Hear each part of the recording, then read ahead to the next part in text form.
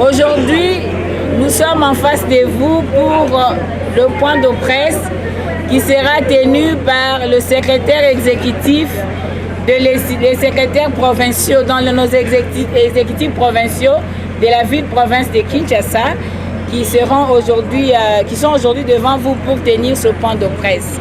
Vous êtes sans ignorer que depuis le 19 juin passé, la Mouka, au travers de son candidat à l'élection présidentielle, le président élu Martin Fayulu Madidi, avait fait une déclaration à la face du monde qui a dit que nous ne déposerons pas nos candidatures à tout le niveau, faute d'un fichier, faute de l'audit du fichier électoral qui n'est pas fait par une organisation ou un organisme approprié, un organisme qui puisse certifier ou endosser cette responsabilité pour nous mettre en confiance.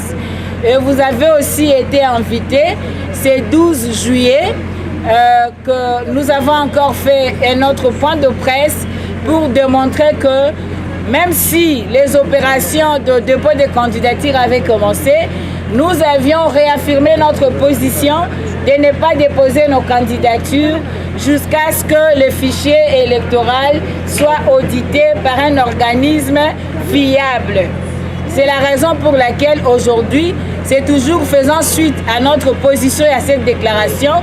Aujourd'hui, nous sommes face à nos exécutifs provinciaux qui vont aujourd'hui nous dire qu'est-ce que les districts, qu'est-ce que les exécutifs, les secrétaires provinciaux pensent aussi par rapport à ça. Qu'est-ce que nous allons faire après toutes ces déclarations? Voilà la quintessence de ce point de presse ce jour. C'est pourquoi je vous prie d'être très attentifs et pour ne pas abuser de votre temps, je prie. Chéribin Okende a été lâchement assassiné par les ennemis de la paix et de la démocratie. Nous vous demandons de garder une pensée pieuse à sa mémoire, que son âme repose en paix. Si nous pouvons observer une minute de silence.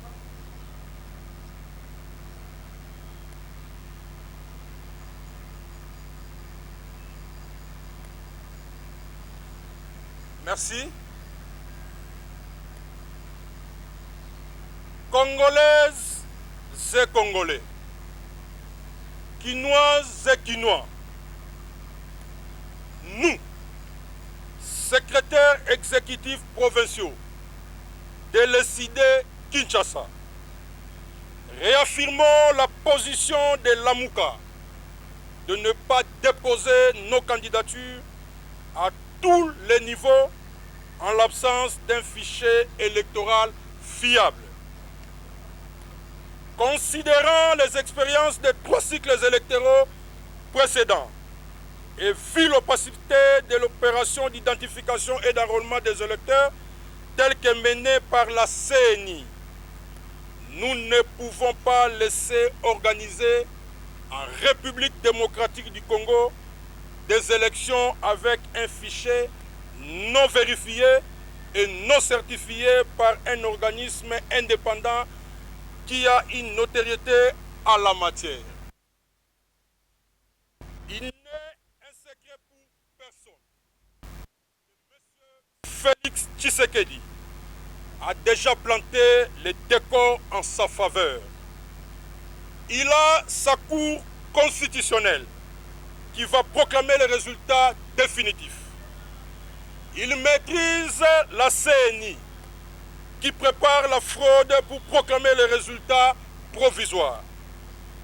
Il s'est offert de l'article 47, alinéa 3 et 5 de la loi électorale, imposant la transmission des résultats par voie électronique, un moyen subtil pour faire voter l'effectif. Notre décision ne veut pas dire que nous boycottons les élections. Loin s'en faut. Nous ne boycottons pas les élections, mais nous voulons les élections transparentes, impartiales, inclusives et apaisées qui feront triompher la vérité des urnes. Ainsi, conformément à l'article 64 de la Constitution, nous avons l'obligation de faire échec à toute forme de dictature, d'où qu'elle vienne. C'est pourquoi nous lançons dès aujourd'hui la campagne de mobilisation pour dire aux Quinoises et Quinois, pas d'élection en République démocratique du Congo sans fichier électoral fiable.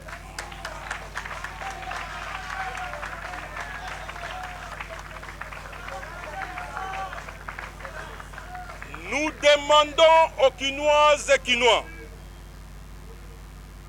C'est pourquoi nous lançons dès aujourd'hui la campagne de mobilisation pour dire aux Quinoises et Quinois, pas d'élection en République démocratique du Congo sans un fichier électoral fiable.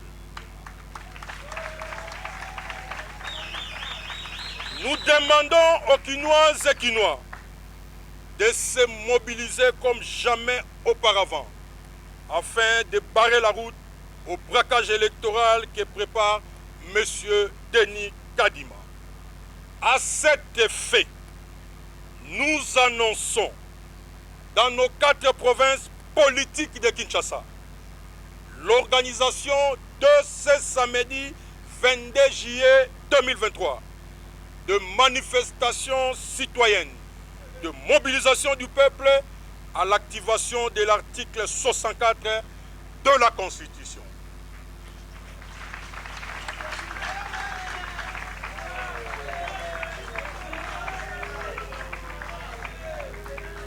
Mwana mboka telema obundela ekolo na yo. Congo ekolo moko. Toboyi élection ya moyibi. Toboyi ete bato ya lokuta ba vote. Toboyi bato baye bakufa ba vote. Toboyi bana mike. O tobengi na lopoto ba mineur. Ba soda na ba mpulusi ba vote. Toboyi pe lokola bato oyo seni a fabriqué ba vote.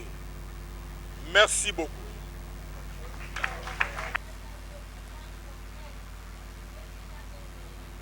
Boye, soki liste ya malamu ezali te pona ba élection, mapondami pe ekosalema te.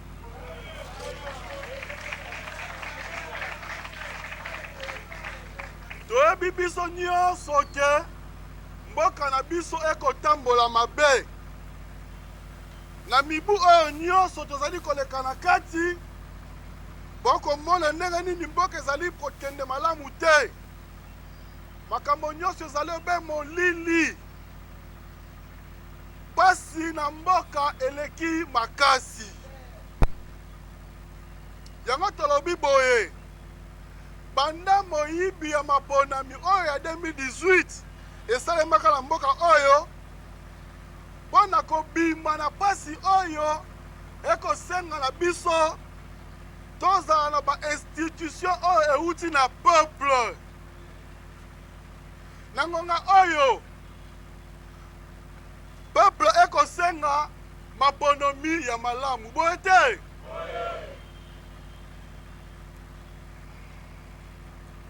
Oyo ekomami na buku likonzi oyo tobengi constitution. Ekosenga na ngonga oyo mwana nyonso ya mboka ayeba ke tango tokobunda mpo na mboka oyo moko na biso oyo tobengi honorable Chérubin Okende babomi ye lokola nyoka na kati ya zamba. Oyo biso tokozala d'accord nango te. Na yango ndeko Mouzesi asengaki une minute ya silence. Tokokontinue lecture na biso. Biso ba exécutif ya Moamba, ya Changu, ya Funa, pe ya lukunga tolobi boye na ba district na biso ba décision nyonso oyo parti pe Lamuka ezwaki tosaligné na nsima na yango biso tokoki kokende maponami te soki fichier ya malamu ezali te.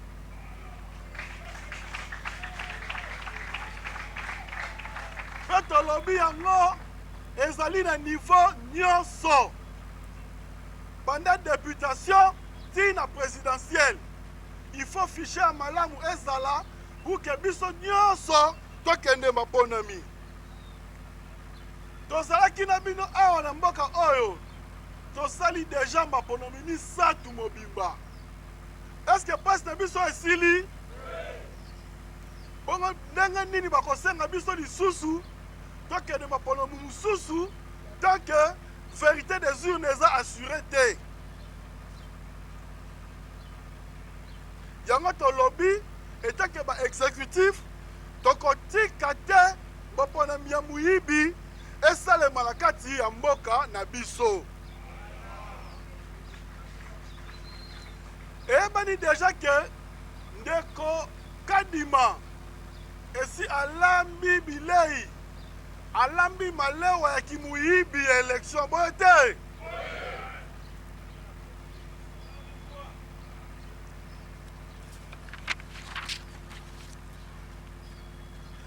Décision oyo tozwi na mokolo ya lelo elingi koloba te ke tobangi maponomi to tolongwe na maponomi te.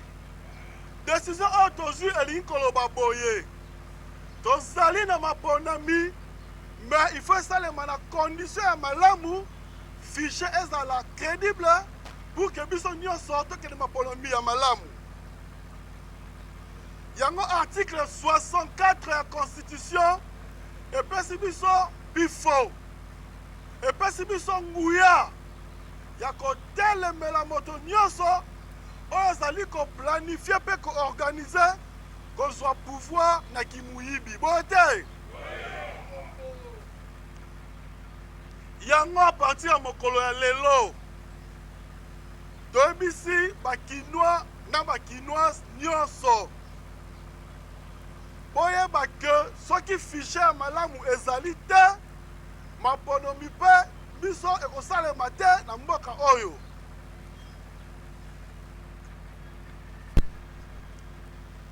A partir ya ngonga oyo na mokolo ya poso samedi le 22 juillet tokobengisa ba manifestation citoyenne à travers ba district na biso nyonso. Mwana mboka telema obundela ekolo na yo Kongo ekolo. Lelo tomoni mboka ndenge si ekufi pamba te bayibaki bokonzi ya peuple. Yango toboyi likambo wana ese répété tolobi tokokende na maponami na ba fichier oyo ezali crédible oyo ko permettre mutu oyo peuple a voté mutu oyo peuple a poni de a dirigé mboka. Merci beaucoup.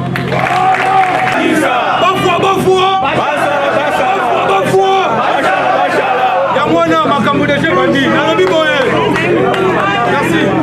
Namosonga maloba oyo exécutif oyo baleki balobi te. Ngala lingi plus na ebisa kolo ya samedi oyo. Lokola tolobi boye. Tokokena na maponami. Te soki bacheli biso fichier ya malamu te.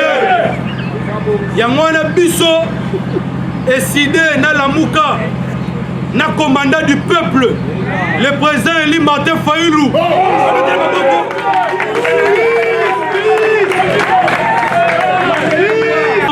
Le président élu Martin Fayulu. Tokokende maponami te soki fichier malamu ezali te. Yangwana mokolo ya samedi na ngumba ya Kinshasa bana changu bazawa